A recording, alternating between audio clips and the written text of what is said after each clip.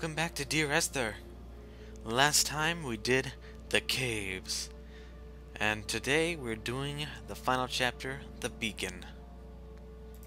Let's get started.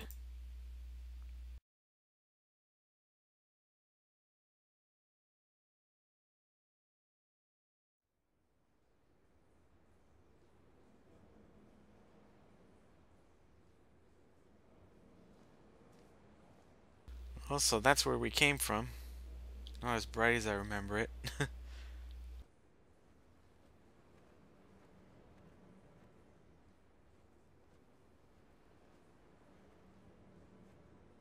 Also, here's where all these candles are stockpiled. Ah, the picture of the moon that everybody takes.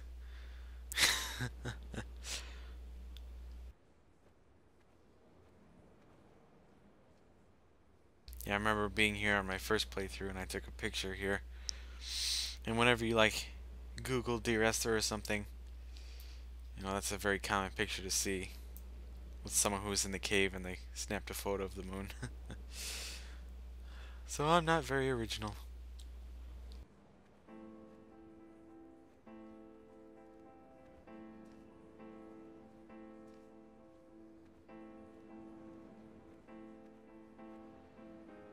I wish I could have known Donnelly in this place. We would have had so much to debate. Did he paint these stones or did I? Who left the pots in the hut by the jetty? Who formed the museum under the sea? Who fell silently to his death into the frozen waters? Who erected this godforsaken aerial in the first place? Did this whole island rise to the surface of my stomach, forcing the gulls to take flight?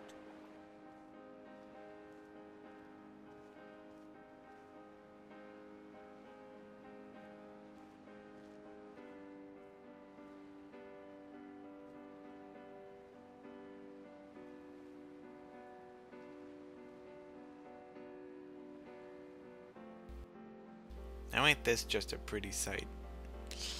Look at that.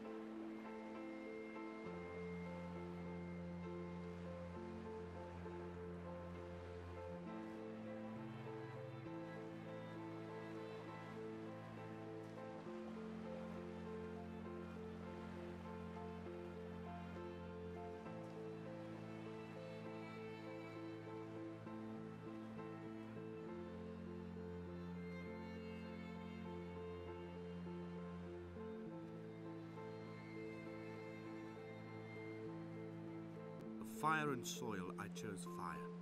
It seemed the more contemporary of the options, the more sanitary. I could not bear the thought of the reassembly of such a ruin. Stitching arm to shoulder and femur to hip, charting a line of thread like traffic stilled on a motorway, making it all acceptable for tearful aunts and traumatized uncles flown in specially for the occasion. Reduce to ash, mix with water, make a phosphorescent paint for these rocks and ceiling.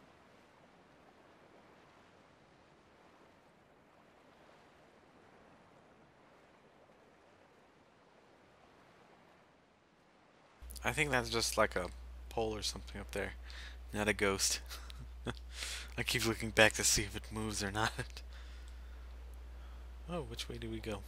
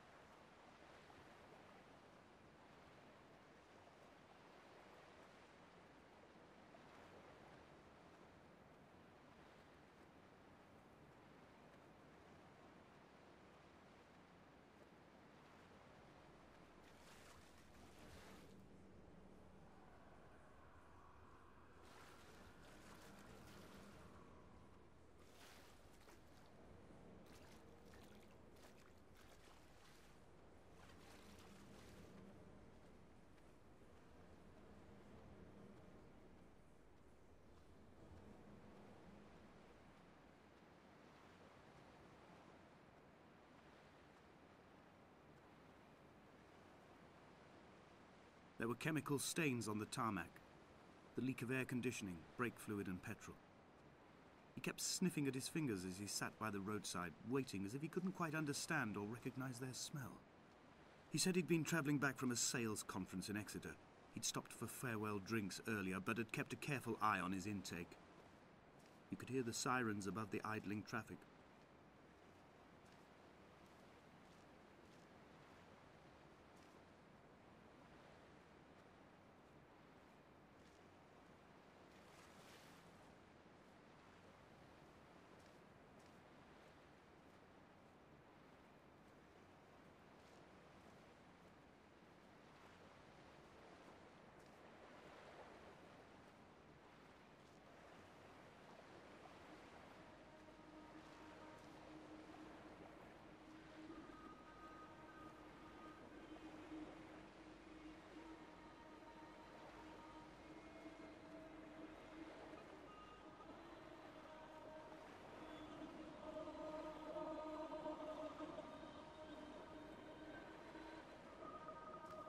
From here, I can see my armada. I collected all the letters I'd ever meant to send to you, if I'd have ever made it to the mainland, but had instead collected at the bottom of my rucksack, and I spread them out along the lost beach.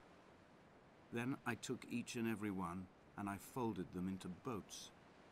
I folded you into the creases, and then, as the sun was setting, I set the fleet to sail. Shattered into 21 pieces, I consigned you to the Atlantic, and I sat here until I'd watched all of you sink.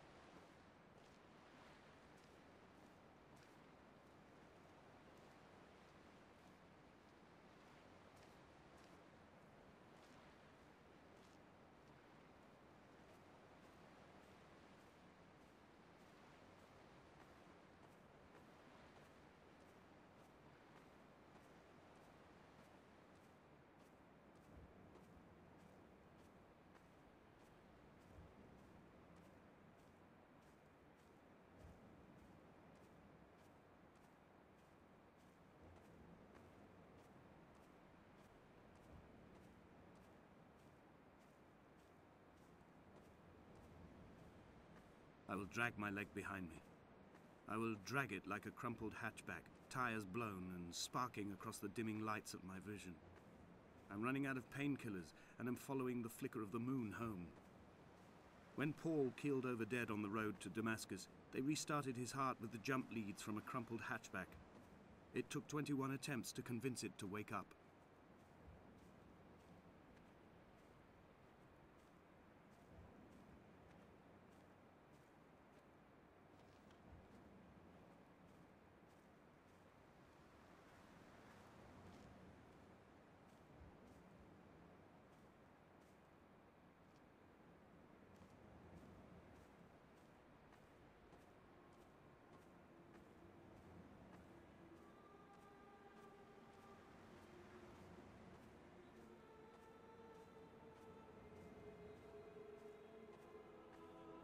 I've begun my voyage in a paper boat without a bottom. I will fly to the moon in it. I've been folded along a crease in time, a weakness in the sheet of life. Now you've settled on the opposite side of the paper to me. I can see your traces in the ink that soaks through the fiber, the pulped vegetation. When we become waterlogged and the cage disintegrates, we will intermingle. When this paper aeroplane leaves the cliff edge and carves parallel vapor trails in the dark, we will come together.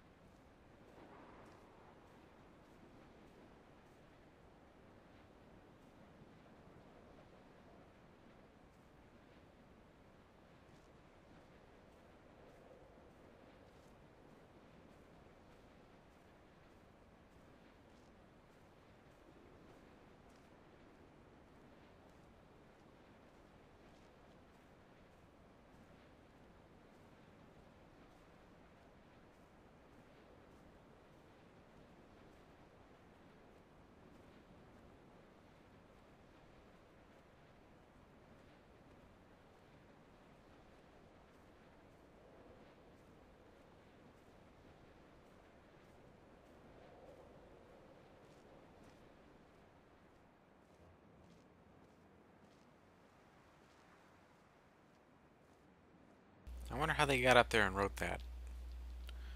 Must have been kind of hard.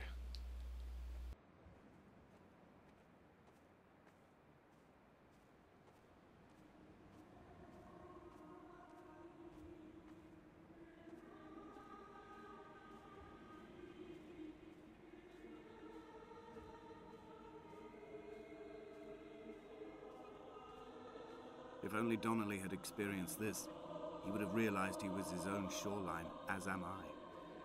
Just as I am becoming this island, so he became his syphilis, retreating into the burning synapses, the stones, the infection.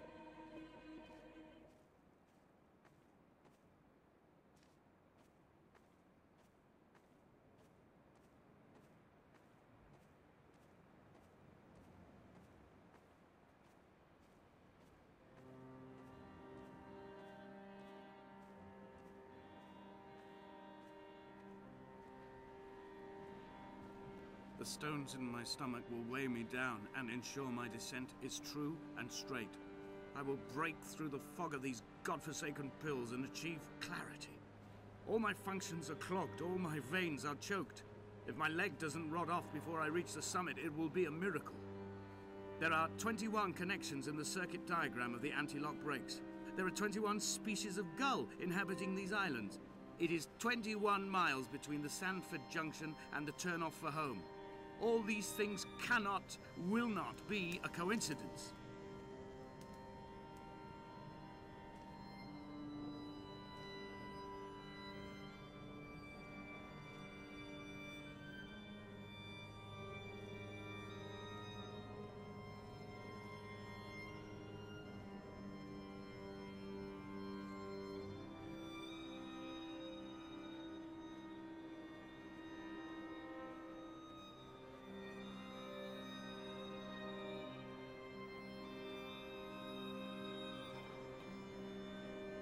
Huh.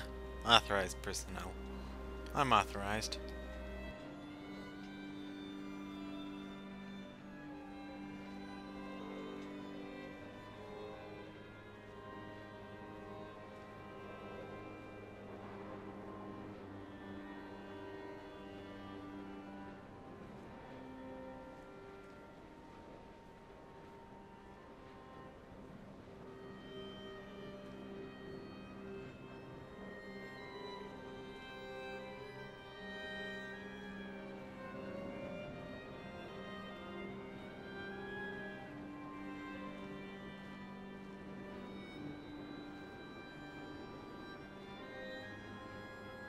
have dredged these waters for the bones of the hermit, for the traces of Donnelly, for any sign of Jakobsen's flock, for the empty bottle that would incriminate him.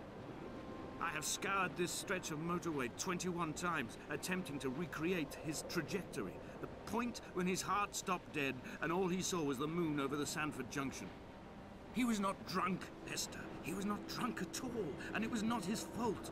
It was the converging lines that doomed him. This is not a recorded natural condition. The gulls do not fly so low over the motorway and cause him to swerve. The paint scored away from his car in lines like an infection, making directly for the heart.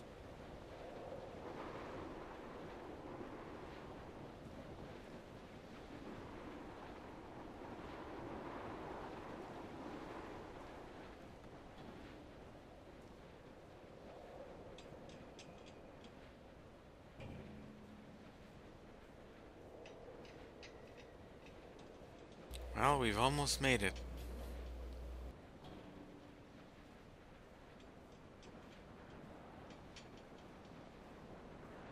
I am the Ariel. In my passing, I will send news to each and every star.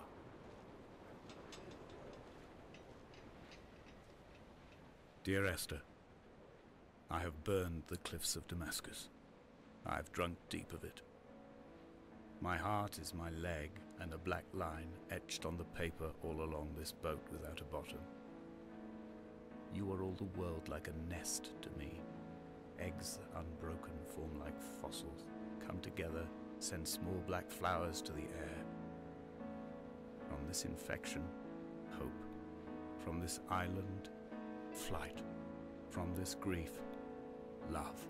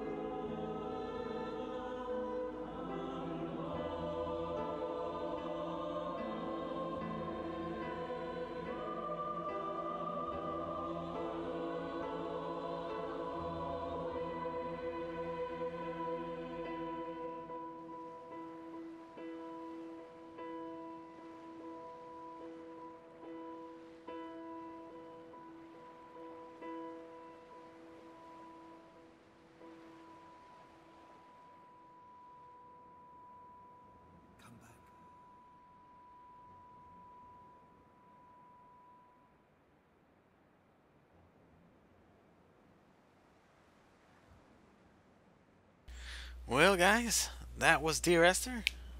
I hope you enjoyed. I did. It was nice playing through that again. I did go on a couple paths that I didn't go on before, and I heard some new things.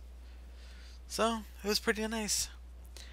I hope you had as much fun or a good time as much as I did. Uh, Dear Esther is a very unique experience. If you'd like to go play it yourself, like I said, wait till it's about half off. But it's a very nice game, if you'll call it one. And I hope to see more from the Chinese room. But this has been the Epic Prince Fluff playing Dear Esther. I hope you enjoyed. And I'll see you guys next time. Farewell.